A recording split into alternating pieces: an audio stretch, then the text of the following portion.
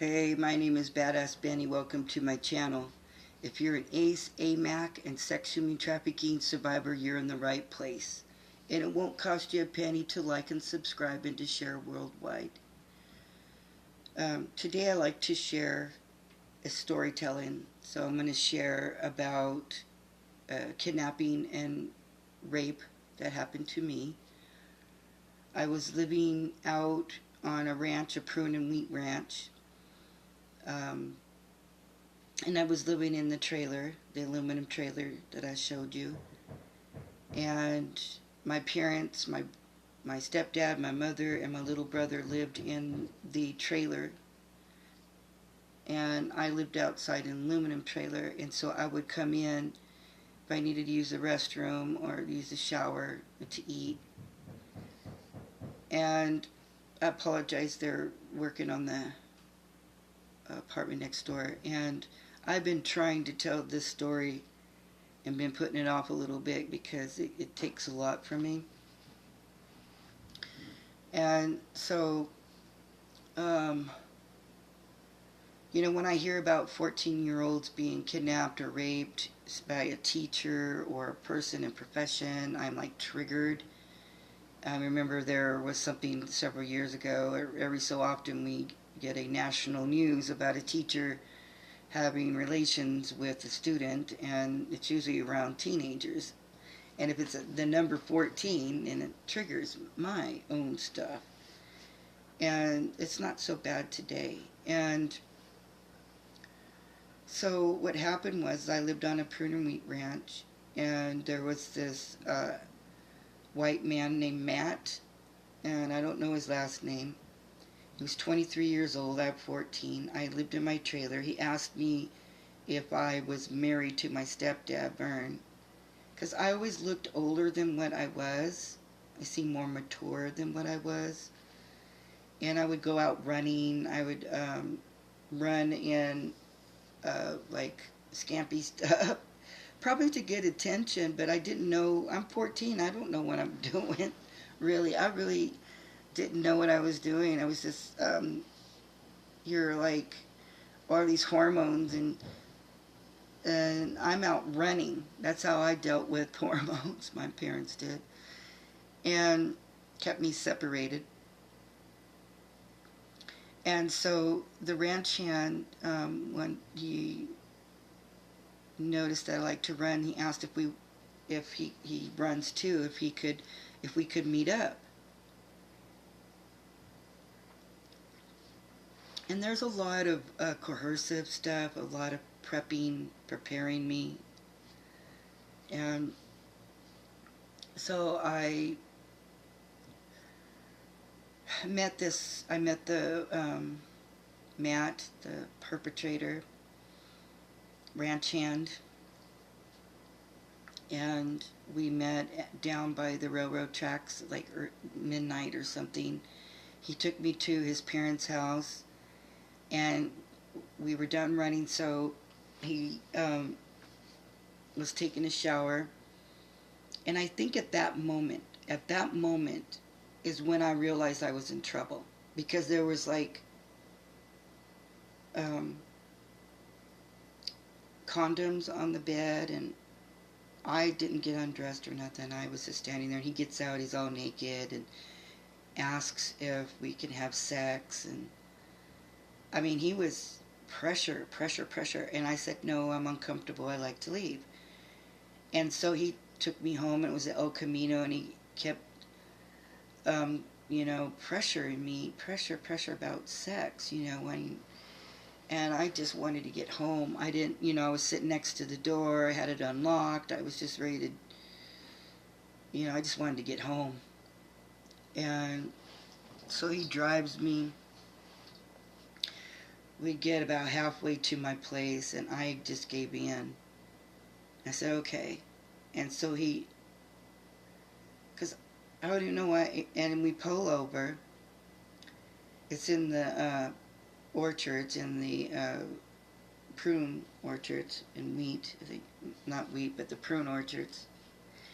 And there's some walnut out there too, English walnut and stuff. And so we get in the back of his El Camino. The moonlight is out.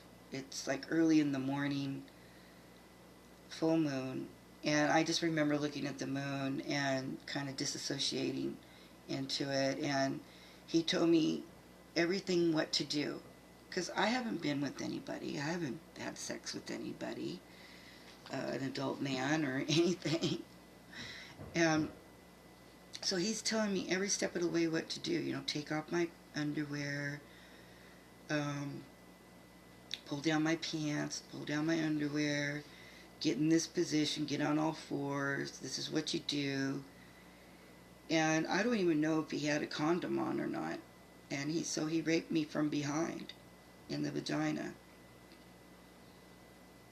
And I just remember before I got that happened, he asked me to get out of the car, and I kept looking down through the orchards like, can I run? You know, run. And I'm a runner too. I'm an athlete. I didn't run. And so I get, you know, he tells me everything to do, and it happened. Then he takes me home. My parents find out. He never went to jail. He never was charged. He was supposed to go into the military instead of jail. My parents made this deal with his parents. And I found out later in my 30s in recovery from alcohol that he had died. He was in the paper. I was still in my hometown, so he had 3 children, and he never went. I read his life. He never went into the military, and he died in his 40s. So, you know, and I had saved his picture that he gave me after he raped me. He gave me a picture of him in a Jeep. And then he asked me how he looked. He had very low self-esteem. He seemed like he was fat, and like he had those kind of issues, you know. Like, did I think he was fat, you know? And I just had that picture for years until my late 40s, and I lost everything when I was in Reno coming back from taking my son out of state from California for behavioral health pup unit, overdosed him, and so I had to take him out of state to get help. And I lost everything in that, you know, everything went on the road, and I think I got rid of it after my divorce too, about 5 years ago. So I think what happened, excuse me, you know, I just tore it up. I didn't want my kids to see it.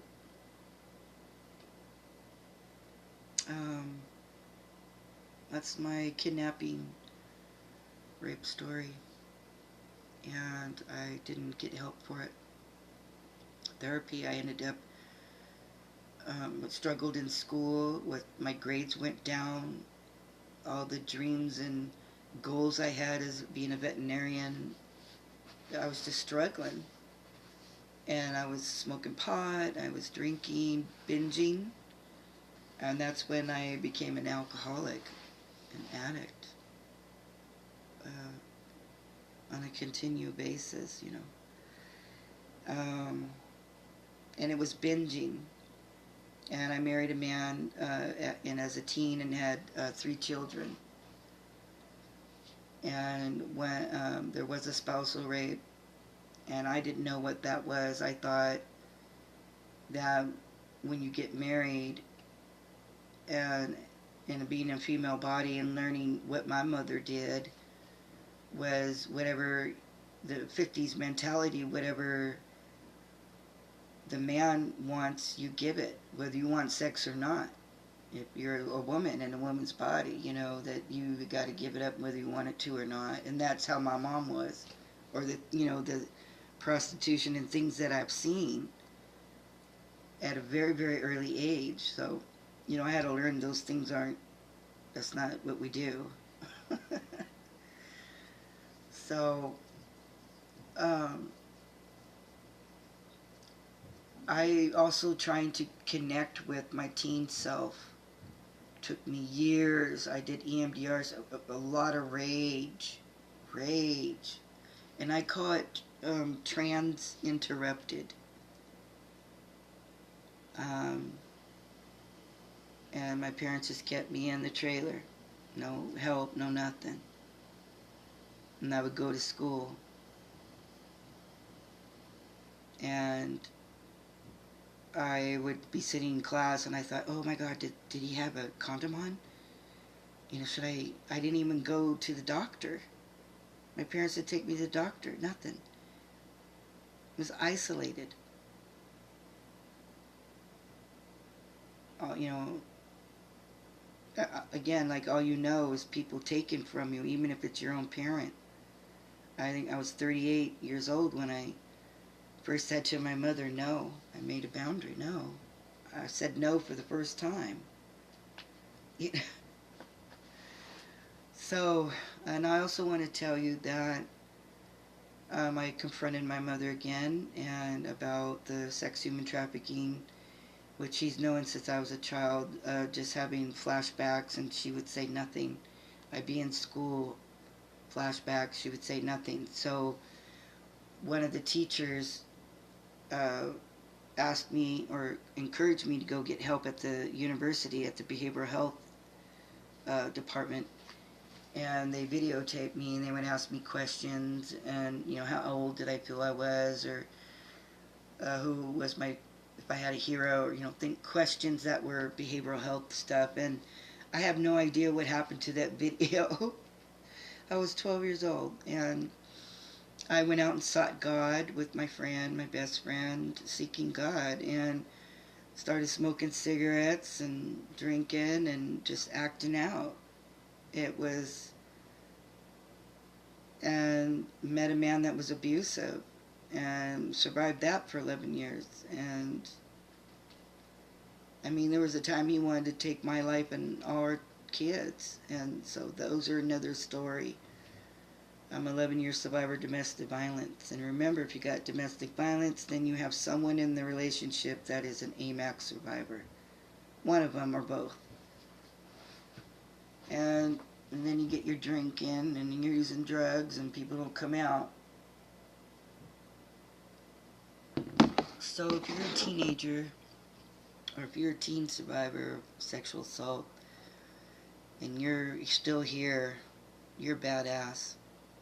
This is why I call myself Badass Benny, because I've been through a lifetime of abuse, and I'm in a place I don't tolerate it. No toxic people. And so with my mother, I'm divorcing her within my church. I'm Episcopalian, so through the church I'm going to divorce her. And I've asked for a spiritual mother. Because you can have a mama bear and a papa bear and a parent and the other way around, where you got the mama and papa bear fighting hard for their children. Don't mess with fuck with their kids. And because they're going to protect them and shield them and do whatever they can and fight. And then you got the other ones that, and these are survivors too, SA survivors as parents. And then you have over here the SA survivor parents don't do nothing because they're used to all the their boundaries being taken over by the perpetrator, and that's all they know for a lifetime.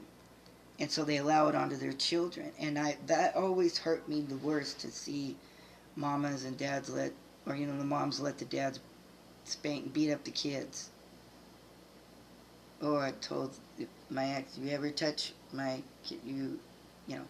So there's that. Extremes.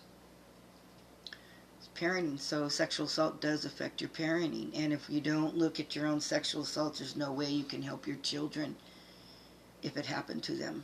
It's going to trigger you, or all that. And again, my mom is a incest survivor, and there's no way she's going to, and that's her story. I'm not going to tell her story. And she just says, this is your imagination. And I was suicidal. This was like 4 or 5 days ago. And I just went, no, I can't be around this person. It's just low, making you feel low and not believing. And I'm 57, folks. So I'm giving you this as a gift, a lifetime of work and abuse, and no more. So what are you going to do to take care of yourself today?